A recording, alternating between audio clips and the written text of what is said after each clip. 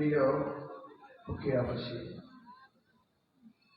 সোনারপাড়া, জালিয়াপালং, উখিয়ার আশেপাশে ছড়িয়ে থাকা মানুষগুলোকে এত সুন্দর একটি বরকতময় প্রোগ্রামে দিনের বেলায় একত্রিত হওয়ার সুযোগ যে আল্লাহ দিয়েছেন, শুকরিয়া দান করেন আলহামদুলিল্লাহ। রাস্তাঘাটে, দোকানপাটে কিংবা বাড়ি ঘরের আঙ্গিনায় যারা বিক্ষিপ্ত অবস্থায় ছড়িয়ে ছিটে আছেন, আল্লাহর হাবিব সাল্লাল্লাহু আলাইহি ওয়াসাল্লামের মহব্বতে আজ অনুষ্ঠান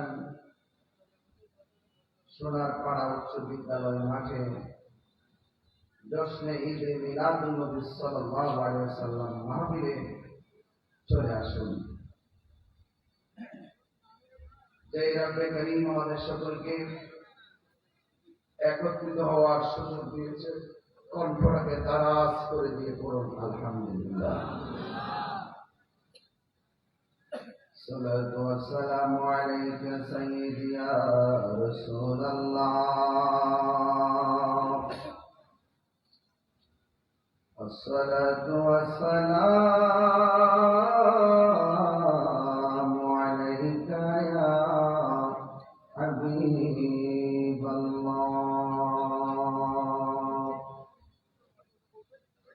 আসসালাতু ওয়াস সালামু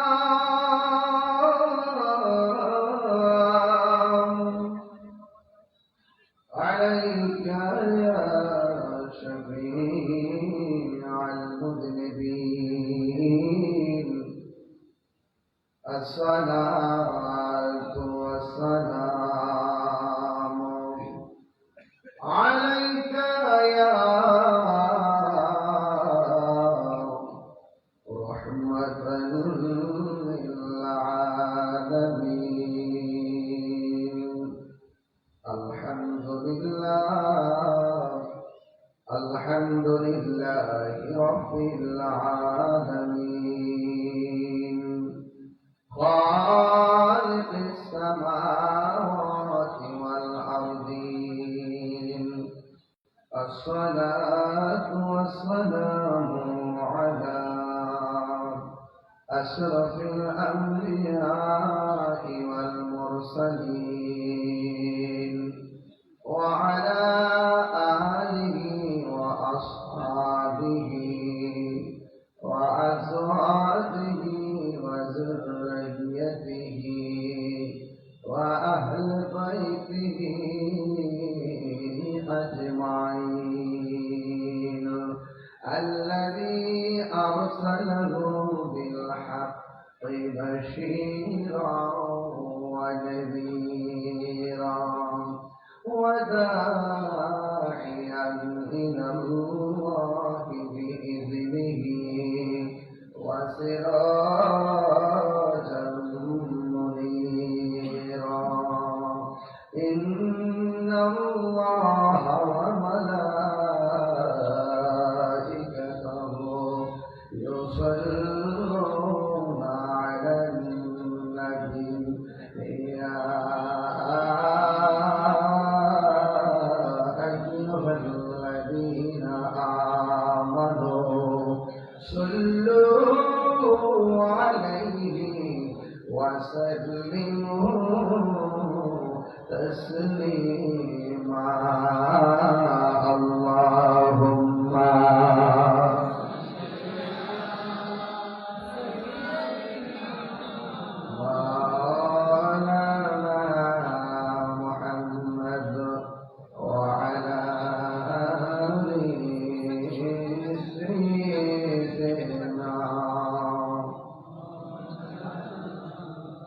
দরাজ মাথা কণ্ঠস্বর উঁচু করে পড়ুন আল্লাহুম্মা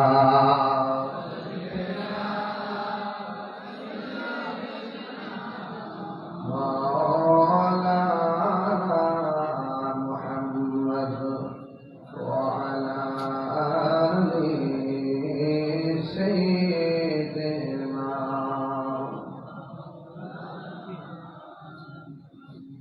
ইয়া রাসূলুল্লাহ হাবিবি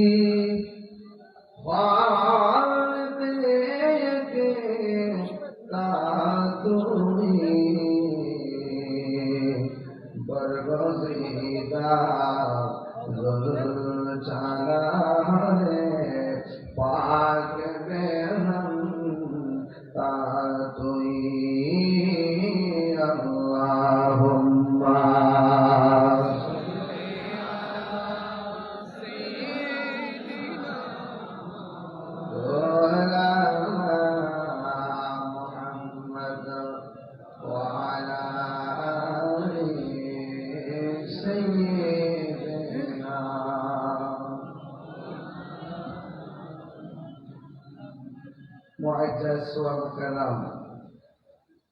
आज मुस्लिम माहफिलेर सम्मानित प्रधान अतिथि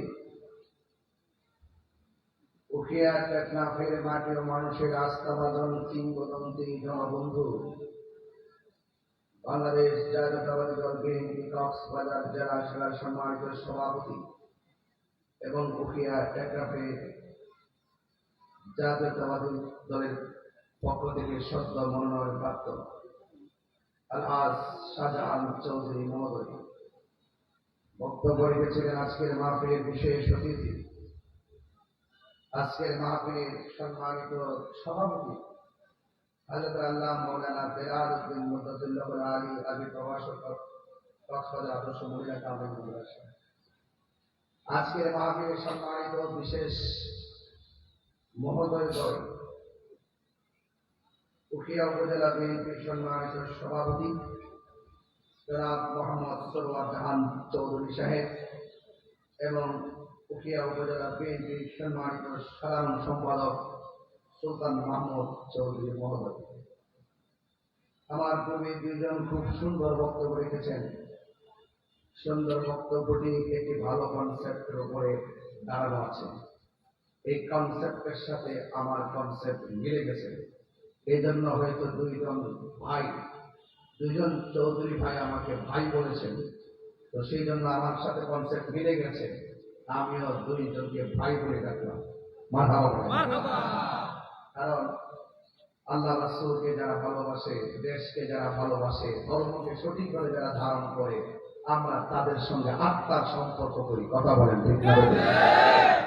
এই জন্য যে মহান রব ইমামে আলা হযরত যুব একতা সংঘের সার্বিক একান্তিক ব্যবস্থাপনা এবং সোনারপাড়া, জালিয়াপালং, উখিয়া, কক্সবাজার যত জায়গা থেকে আপনারা এসেছেন এবং এলাকার যারা এই মাহফিলটিকে আয়োজন করেছেন, সোনারপাড়ার প্রত্যেকটা মানুষকে আমি আমার হৃদয় থেকে কলিজা ভরা ভালোবাসা ব্যক্ত করে এবং স্কুল, আজকে যে উচ্চ বিদ্যালয় সেখানে ম্যানেজিং কমিটি আছে, স্কুলের শিক্ষক শিক্ষিকা আছে এবং ছাত্র ছাত্রী আছে, আমি সকলকে আমার পক্ষ থেকে আন্তরিক অভিনন্দন জানাচ্ছি।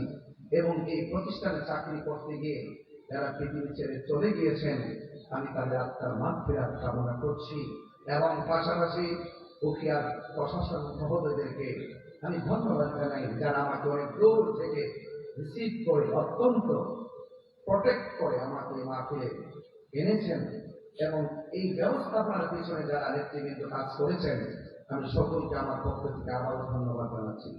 আমার ভাইয়েরা, আমি এখান থেকে চট্টগ্রাম শহরে চলে যাব। একটি মাহফিল আছে কর্ণফুলী, আরেকটি মাহফিল আছে বহদ্দারহাট। দুইটা মাহফিল আমার চট্টগ্রাম শহরের আশেপাশে। এখান থেকে আমাকে অনেক দূরে চলে যেতে হবে। মাহফিল কমিটিদের কিছু আবদার রাখতে গিয়ে তারা মেহমানদারি করবেন, হয়তো আমাকে পরে মেহমানদারি করতে পারেন, সময়টা অল্প। এই জন্য আমি তাদের আবদার রক্ষা করতে গিয়ে নেতৃবৃন্দের সাথে একসাথে খেয়েছি, দুপুরে লাঞ্চ করেছি, খুব ভালো লেগেছে। আমি সকলকে এই ব্যবস্থাপনায়, লাঞ্চের ব্যবস্থাপনায় যারা কষ্ট করেছেন তাদেরকে ধন্যবাদ জানাই। আমি আপনাদের সামনে বেশি লম্বা কথা বলবো না, আমি শুধু আপনাদের কাছে দুইটা জিনিস কামনা করি। একটি হলো ধৈর্য, আর একটি হলো মনোযোগ। যার জীবনে ধৈর্য বেশি তার জীবনে সফলতা বেশি, যার জীবনে ধৈর্য কম তার জীবনে হতাশা বেশি।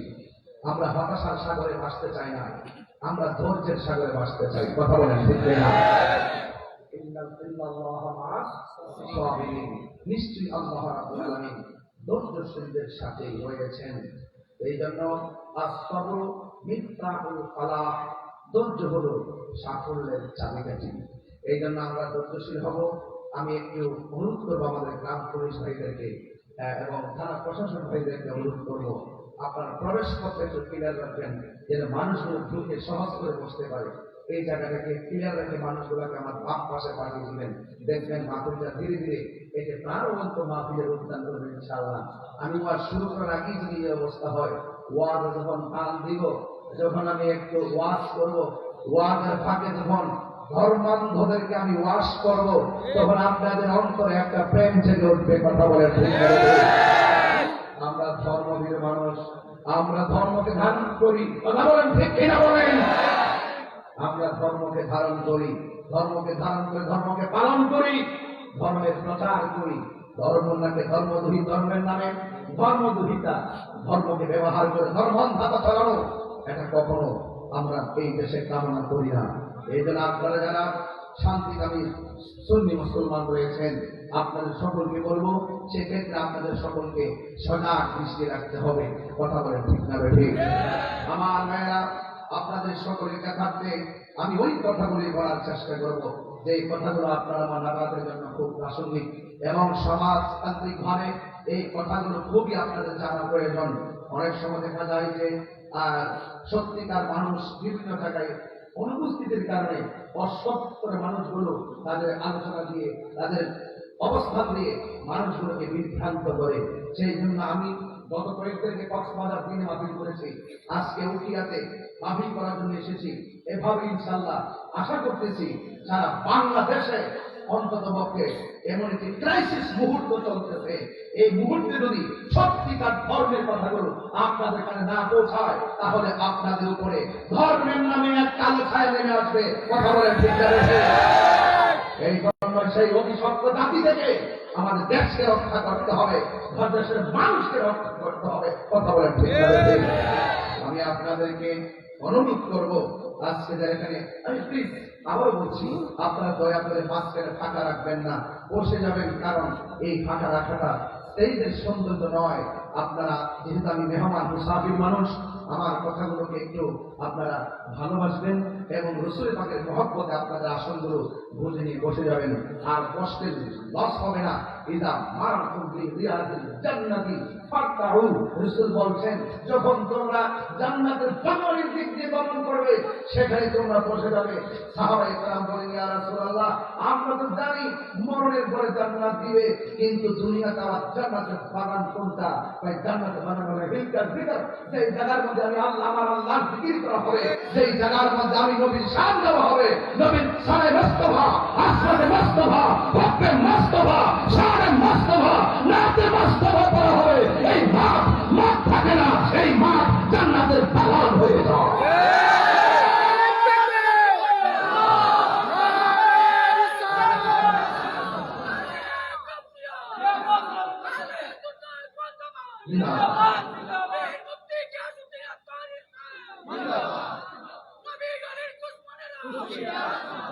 আমার যুবক ভাইয়েরা, বলুন হায়াতের মালিককে। আরো বড় করবেন, হায়াতের মালিককে। যারা মরণের চিন্তা করে তারা ধর্মান্ধতা ছড়ায় না। যারা মরণের পর আখিরাতের জবাবদিহিতার ভয় করে, তারা কখনো জেনে শুনে সত্যকে গোপন করে না। কথা বলেন ঠিক না ঠিক? আমরা ভয় করি কাকে? আল্লাহকে। যারা আখিরাতের জবাবদিহিতার ভয় করে না, এদের মুখ দিয়ে যা আসে তাই বলে। কথা বলেন ঠিক কিনা? এরা ডলার খেয়ে কালার পাল্টায়। এখন তো বান্ডেল রাত্রিবেলা দড়াই দিলে দুয়ার ভাষা পাল্টায় যায়। দেখবেন এদের মধ্যে তিনটা দল কাজ করবে। একটা দল মিশে থাকবে, আরেকটা দল গুপ্তচর হিসেবে থাকবে, আরেকটা দল দেখবেন আপনাকে হুমকি দামকি দিবে। এখন দেখবেন ঘুরায় গাড়ায় তারা এত অনলাইনে অফলাইনে এত সক্রিয়, আপনি বুঝবেনও না। ওরা সাধু বেশে চলে, যাদের মুখের কথা একরকম, ভিতর আরেক রকম। এরা মুমিন নয়, এরা মুনাফিক। কথা বলেন ঠিক কিনা? মুনাফিকরা তাদের চরিত্র আরেকজনের উপরে চাপিয়ে দেওয়ার চেষ্টা করে। এই জন্য আমরা তাহিরি বাতিলেরা যারা আছি, আমরা সজাগ আছি সার্বভৌমত্ব সুরক্ষায়, ধর্মের সঠিক সুরক্ষা পাহারা দেওয়ার জন্য। ইনশাআল্লাহ শুধু আমি নই, আমার সাথে কোটি কোটি সুন্নি জনতা রয়েছে। এই দেশ আউলিয়া কেরামের দেশ, কথা বলেন ঠিক কিনা? এই দেশ ইসলাম আনছেন আল্লাহর ওলিগণ। যেখানে ইসলামের সুমহান পানি ছড়িয়ে থাকবে, সেই জমিন ধন্য, সেই মাঠ ধন্য, সেই বাড়ি ধন্য, সেই জীবন ধন্য। এই জন্য এই দেশ সুন্নি মুসলমানদের দেশ। আর বাকিরা যারা আল্লাহর ওলির মাজারের আক্রমণ করে, লাশ কবর থেকে উঠিয়ে পুড়িয়ে দেয়, এবং যারা জনগণ কথা ছড়ায়, এরা হলো দখলদার, কথা বলে ঠিক। আপনারা আমার কথাকে কেউ আমার বক্তব্যকে কেউ আমার বক্তব্যের মধ্যে কেউ রাজনৈতিক দ্বন্দ্ব খুঁজবেন না। আমরা রাজনীতিও করি আল্লাহর জন্য, আমরা রাজনীতি করি নবীর জন্য, দুনিয়াদারির জন্য নয়, কথা বলেন ঠিক না? দুনিয়ার জমিন পরীক্ষার জমিন, কথা বলেন ঠিক না? এই পরীক্ষার জমিনে আপনাকে ধৈর্যশীল হয়ে থাকতে হবে। আমাকে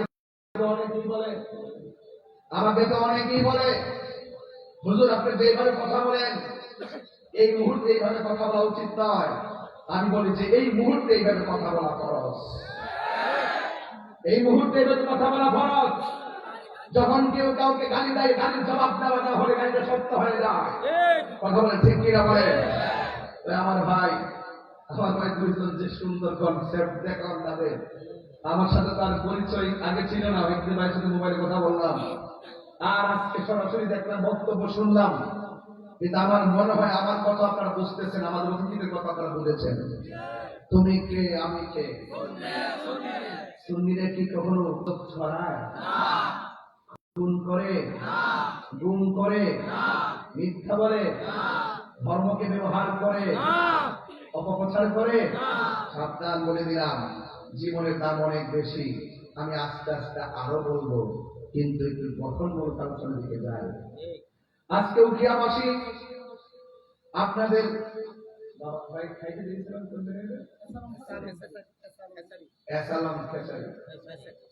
আচ্ছা গেছিলাম খাওয়ার জন্য। আসার সময় দেখেছি আমাদের ব্রিজ, খুব সুন্দর জায়গা, খুব সুন্দর। কি বলে নৌকা বলে, কি নৌকা বলে না, কি করে ডিঙ্গি নৌকা, এরকম বলেছে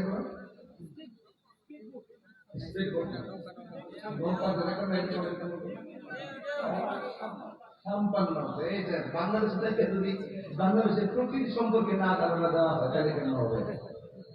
এই জায়গাটা কিন্তু একটু ডেঞ্জারাস ডেঞ্জারাস বলেছে। আপনার সন্তান বললে একটু দেখে লিখে, তার মানুষের মধ্যে কিছু অমানুষ আছে যারা মানুষের উপরে জুলুম করে, কথা বলতে। এই পাচার রোধ করতে আপনাদের সামাজিক সচেতনতা অবলম্বন খুব জরুরি, কথা বলেন ঠিক কিনা? আমি এগুলো আরেকটু পরে বলবো, খুব সাবধানে থাকবেন আপনারা। এবং আশা করি আপনাদের যে আমাদের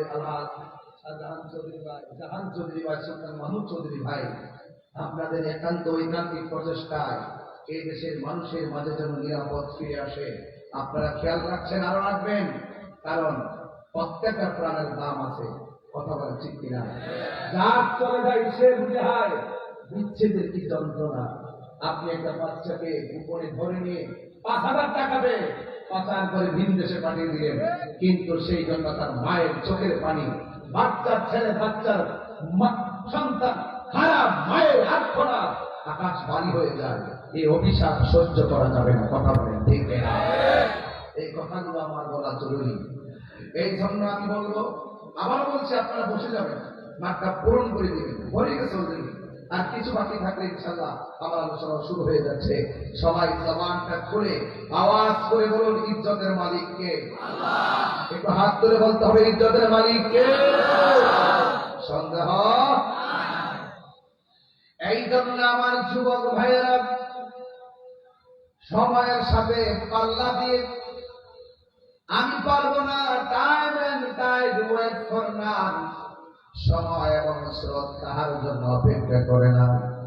আল্লাহ ওয়াক্তু লা ইয়ানতাযিরু লিআহাদিন, সময় কাহার জন্য অপেক্ষা করে না।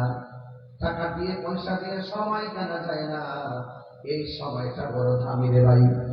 এই সময়টা কেমন দামি? কক্সবাজার উখিয়ার সমুদ্র সৈকতে গেলাম, মুক্ত হাওয়া গায়ের মধ্যে লাগতেছে।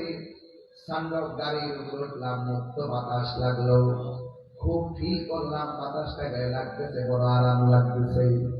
কিন্তু আপনার মতো অনেক মানুষ আইসিইউর মধ্যে পড়ে আছে, মুক্ত হাওয়া নিলেও কাজ হয় না, ভেতরে তো পান শুরু হয়ে গেছে। আইসিইউ মুখের মধ্যে লাগাইয়া ঘন্টার পর ঘন্টা দিনটা যেতেই 50,000 টাকা গুনতে হয়। অথচ উঠিয়ার সমুদ্র সৈকতের পারে আমি আসলাম, এত সুন্দর হাওয়া গায়ে লাগাইলাম, একটা টাকাও বিল দিতে হয় নাই।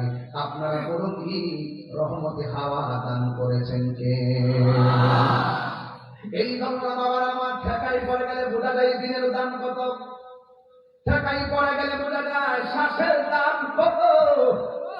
আইসিইউ যখন মুখের মধ্যে লেগে যাবে তখন বুঝবেন আপনার শ্বাসের দাম কত। এই জন্য শ্বাসটা সময় মতো মাঝে থাকার আগে আমাদের সকলকে আমার রবের শুকরিয়া দরকার আছে। আলহামদুলিল্লাহি রাব্বিল আলামিন আর-রাহমানির রহিম মালিকি ইয়াউমিদ্দিন ইয়্যাকা না'বুদু ওয়া ইয়্যাকা নাস্তাঈন اهدنا الصراط المستقيم صراط الذين أنعمت عليهم غير المغضوب عليهم ولا الضالين।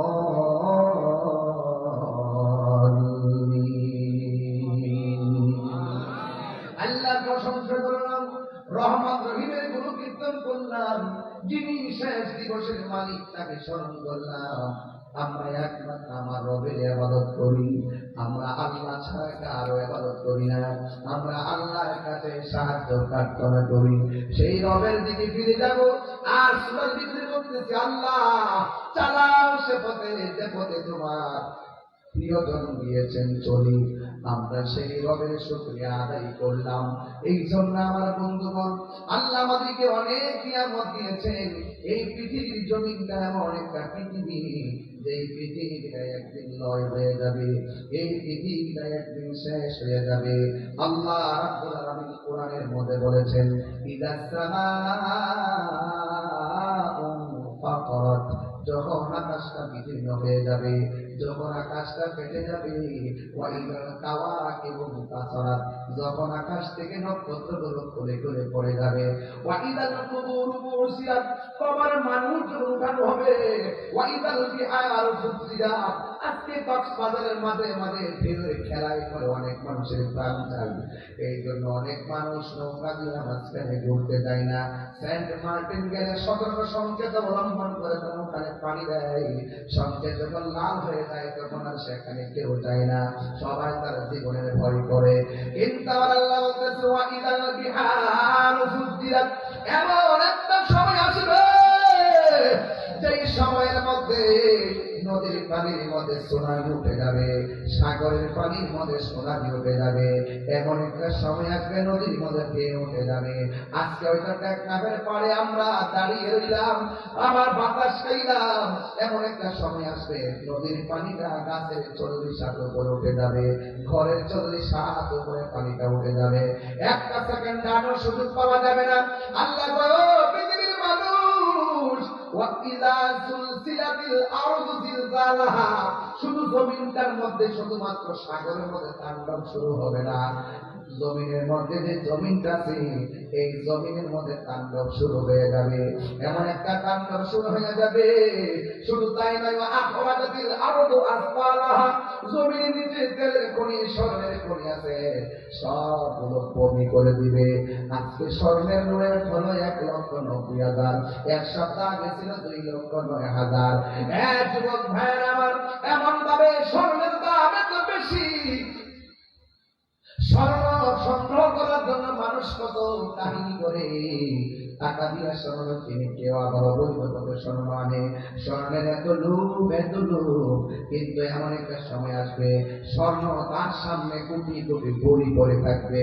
এই তাণ্ডবলীলার কারণে কোন মানুষ স্বর্ণের লোভ করবে না, কয়লার লোভ করবে না, তেলের লোভ করবে না। একটাই কথা, ওয়াকাল আল ইনসানু মা লাহা, কি হইল, আকাশটা কেন ফাটতেছে, কারখানাগুলো কেন খুলে খুলে পড়তেছে, জমিনটা কেন নাচতেছে, এমন ভাবে মানুষ বলবে ওয়াকাল আল ইনসানু মা লাহা, কি হইল, জমিনটা কেন নাচতেছে। শুধুমাত্র তাই নয়, ওয়াল জিবালা আওতাদা, এই জমিনের ভিতরে পাহাড় আছে, এই পাহাড়গুলা পেরে কিসে আল্লাহ দুনিয়াতে লাগায় রাখছে। যেমন করে ফাউন্ডেশন দিয়া উপরে ছাদটা আমরা টিকায় রাখলাম, ফাউন্ডেশন ভাঙতে গেলে ছাদও ভেঙে পড়ে যায়। আল্লাহ করে পৃথিবীর মানুষ, জমিনটা ছিল অশান্ত, আমি আল্লাহ ওয়াল জিবালা আওতাদা, আমি আল্লাহ পাহাড় দিয়ে অশান্ত জমিনটাকে শান্ত করেছি। কিন্তু এমন একটা সময় আসবে,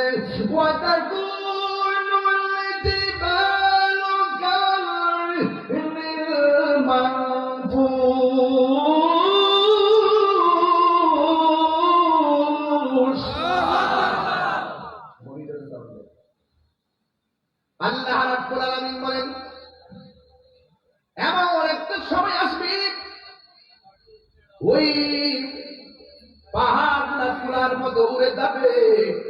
আপনি মনে করে চলে আসেন ভাই, মনে করতে সামনে বসে না,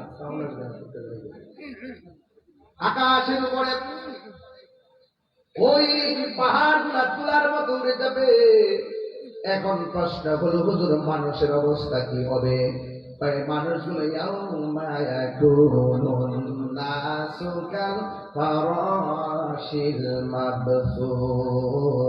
আর মানুষগুলা কি পতঙ্গের মতন উড়ে ছিটকে যাবে।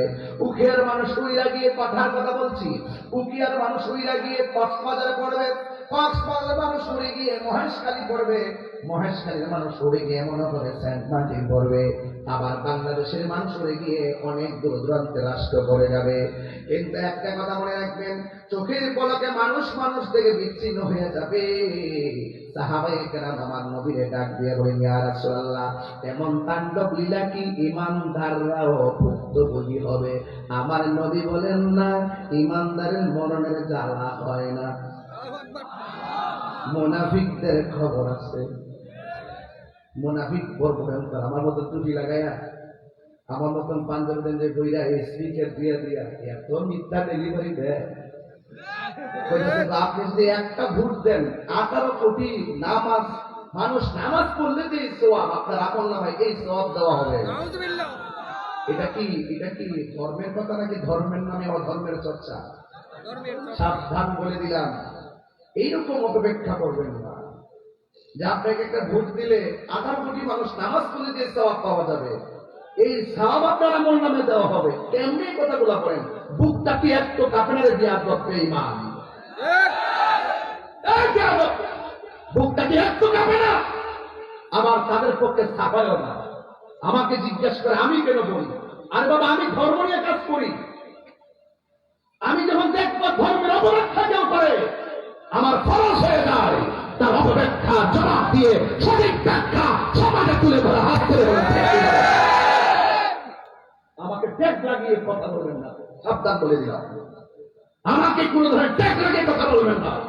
আমি সার্বভৌমত্ব সুরক্ষায়, ধর্মের সুরক্ষায়, সম্প্রীতি বান্ধব একজন মানবিক যোদ্ধা হয়ে মানুষের কল্যাণে কথা বলি। কথা বলে ঠিক কিনা বলে?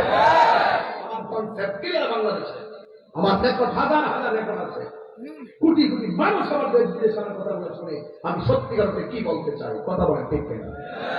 একদম যদি আমরা কথা নাই বলি, তাহলে ধীরে ধীরে মিথ্যা প্রতিষ্ঠিত হয়ে যাবে, সমাজের মানুষের ঈমান ধ্বংস হয়ে যাবে। কথা বলে ঠিক কিনা? এই জন্য বলছি, রাসূলকে জিজ্ঞাসা করা হয়, ইয়া রাসূলুল্লাহ, ঈমানদাররাও কি সেই তাণ্ডব লীলায় পড়বে? রাসূল বলেন, না, ঈমানদাররা তো এই তাণ্ডব লীলায় পড়বে না। কারণ কিয়ামতের তাণ্ডব লীলা যখন শুরু হবে, পৃথিবীর এক প্রান্ত থেকে একটা হাওয়া এসে লাগবে তার বগলের নিচে, ঈমানদারের বগলের নিচে। সুবহানাল্লাহ বলবেন না? যখন কিয়ামতের তাণ্ডব লীলা শুরু হবে, একটা হাওয়া ওঠে ওই মুহূর্তে ইমানদারদের বগলের নিচে হাওয়াটা লাগার সাথে সাথে তাদের প্রাণ পাখি বের হয়ে যাবে। সুবহানাল্লাহ বলেন না? আর সব তাণ্ডব লীলায় পড়বে মুনাফিক বেঈমান কাফের গোষ্ঠী। কথা বলেন ঠিক কিনা? এই তাণ্ডব লীলা শুধু কিয়ামতে নয়, দেখবেন খোদাই একটা গজব আসবে। খোদাই গজবটা রেডিও দিচ্ছেন, দেখতেছে চোখে। এই দেশের 75% পরীক্ষাপন্থী সুন্নি মুসলমান। কথা আমার সুন্নি ভাইরা কোথায়? একটু কম কম মনে হইতেছে নাকি? একটু দুই হাত সোজা করেন তো দেখি, একটু সোজা করেন না। মাশাআল্লাহ, সবই তো সুন্নি, আলহামদুলিল্লাহ। আমরা সব সুন্নি, মারহাবা করেন। আমরা গর্ব করে বলি সুন্নি, এই আওয়াজ কম, গর্ব করে বলি সুন্নি, আরো জোরে সুন্নি, জোরে বলুন সুন্নি, একসাথে সুন্নি। কোন সমস্যা আছে? সমস্যা আছে? আমার ভাই খুব মনোযোগ দিয়েন। কিন্তু আমরা স্বাধীনতার আগ্রহ বলছি শুনি, কথা বলো। স্বাধীনতার আগ্রহ বলছি, এখনো বলি, কালকে বলবো, এরপরে বলবো। আপনি যদি ইসলাম ইসলাম কন, তাহলে আপনি মাঝে মাঝে গোপন থাকেন কেন? আপনি সুবিধা হয়ে যখন আমি ইসলাম ইসলাম, আর যখন সুবিধা থাকে না তখন আপনি আমি দিন ইসলাম। আপনি সুবিধাবাদ। ইসলাম কি কোনদিন গোপন আছে? আমাদের গোপন আছে? আমি ধর, আমি বুক করে বলবো আমি মুসলমান, ঠিক কিনা বলেন? কখনো কখনো আপনি গোপন থাকবেন, এসে এসে অপব্যাখ্যা করবেন। এই কথাগুলো আমি আরেকটু পরে বলবো, মানুষকে পেয়ে নি। তারপর সাগর নদী আর পাহাড় বনে পাখিদের গুনগুন গুঞ্জরণে, সাগর নদী আর পাহাড় বনে পাখিদের গুনগুন গুঞ্জরণে, ভেসে আসে ওই সমুদুর গান, ভেসে আসে ওই সমুদুর গান, চারিদিকে শুধু আল্লাহর জয়গান। আল্লাহ মহান, আল্লাহ মহান, আল্লাহ মহান, আল্লাহ মহান, আল্লাহ মহান, আল্লাহ মহান, আল্লাহ মহান, আল্লাহ মহান। বলো যদি আকাশের তারা কোথা পেলে স্নিগ্ধ জ্যোৎস্না দ্বারা, সূর্যকে বলো যদি কোথা পেলে গেল রাত্রি হলো কেন নিকশ কালো, কোথা পেলে মানবের জীবন বিধান, এই কোথা পেলে মানবের জীবন বিধান, কোথা পেলে মানবের জীবন বিধান, জবাব একটা সবই আল্লাহর দান। আল্লাহ মহান, আল্লাহ মহান, আল্লাহ মহান, আল্লাহ মহান, আল্লাহ মহান, আল্লাহ মহান, আল্লাহ মহান। ঠিকিরা ধ্বংস করে দিবে কে? কুল্লু মান আলাইহা ফানি ওয়া ইয়াবকা ওয়াজহু রাব্বিকা যুল জালালি ওয়াল ইকরাম। আল্লাহ রাব্বুল আলামিন বলেন সব ধ্বংস হয়ে যাবে, ফুলের সৌরভ মানুষের গৌরব চিরদিন থাকে না। এই জন্য যুবক, আমি একদিন আপনার কি মাইন্ড করবেন কিছু, মানে আপনার কি কিছু হক কথা বলে কি মাইন্ড করবেন? মাইন্ড করবেন নাকি? আমার ভাই কবরে প্রশ্ন করবে কয়টা?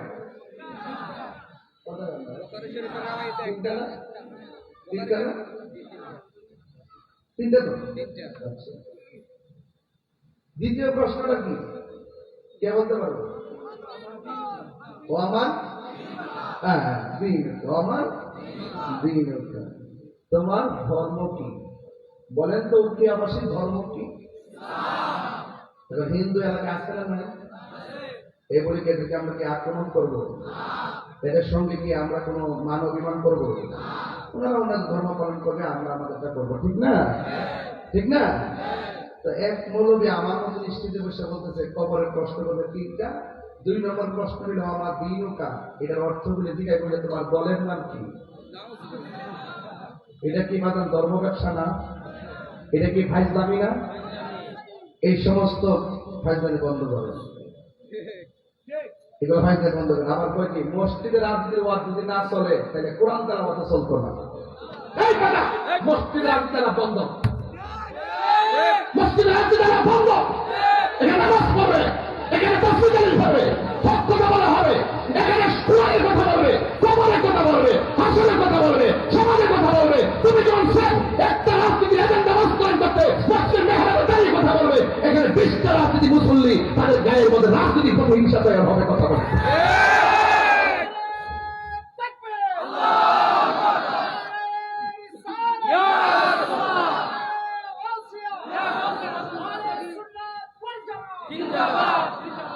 আমার কথা রাগ করছেন?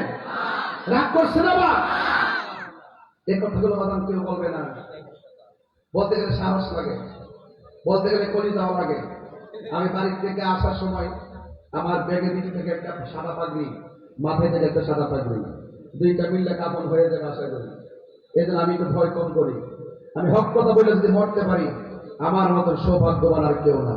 কথা বলে ঠিক কিনা? আরো বড় করে বলে ঠিক কিনা বলেন? হকের পক্ষে কারা কারা আছেন হাত তুলে দেখান। নারে তাকবীর, নারে রিসালাত, আহলুস সুন্নাত ওয়াল জামাত, কোরআন সুন্নাহর আলো। আলহামদুলিল্লাহ বলেন। এই যে সাউদের গ্রামে ওলি আল্লাহর পক্ষে যদি আপনি থাকেন, আপনি যদি রিকশা চালান, আপনার স্যান্ডেলগুলো আমার জিহ্বা দিয়ে পরিষ্কার করে দেবেন। নবীর পক্ষে যদি আপনি থাকেন, আমার জিহ্বা দিয়ে আপনার পায়ের ময়লা পরিষ্কার করে দেব। যেই নেতা নবীরে ভালোবাসে সেই নেতাকে আমি ভালোবাসি। যেই নেতা ওলি আল্লাহকে ভালোবাসে, ওলি আল্লাহর মাদার সুরক্ষায় কথা বলে, সেই নেতাকে আমি ভালোবাসি। যেই নেতা আমার নবীকে ভালোবাসে না, আমি তাকে ভালোবাসতে পারবো না। কথা বলে ঠিক কিনা? পরিষ্কার কথা। আলহামদুলিল্লাহ। এদের বলছি ভাইদের কনসেপ্ট আমার সঙ্গে মিলে গেছে, বাকি ব্যাখ্যা আপনাদের কাছে। আমি রাইখা গেলাম কথাটা, মারহাবা জোরে বলেন। আপনি নিজের নাগরিক, আপনি যেটা ভোটের অধিকার আছে আমি জানি। আপনি যেখানে দিবেন তো দিবেন, কিন্তু কিছু বিষয় আছে এটার সাথে ইমান জড়িত। যারা ইমান বিধ্বংসী মানুষ, এদেরকে আপনি সমর্থন দিতে পারবেন না এবং সমর্থন দিতে পারেন না। আমরা বেঁচে থাকতে আপনাদেরকে বাধা দিব এবং সতর্ক করব। কথা বলে ঠিক না?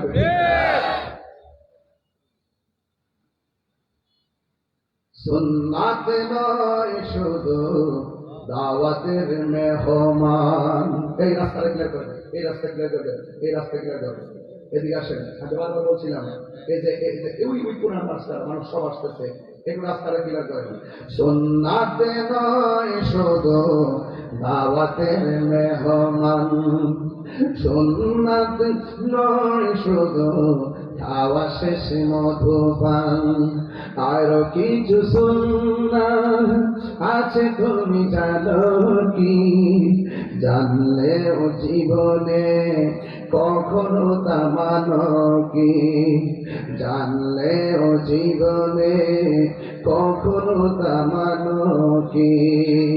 একটা জবান বন্ধ রাখবেন না, মহব্বতে মায়ার সুরে বলুন সুবহানাল্লাহ। আমার যুবক ভাইয়েরা, আমার উকিয়ার বন্ধু, একটাফের বাবা, কক্সবাজারের বাবা, আজকে আপনারা যারা এসেছেন শোনার পরে উচ্চ বিদ্যালয় মাঠে হাজার হাজার মানুষ দিনের বেলা অ্যাভেলেবল মাহফিল এলাকা হয় না।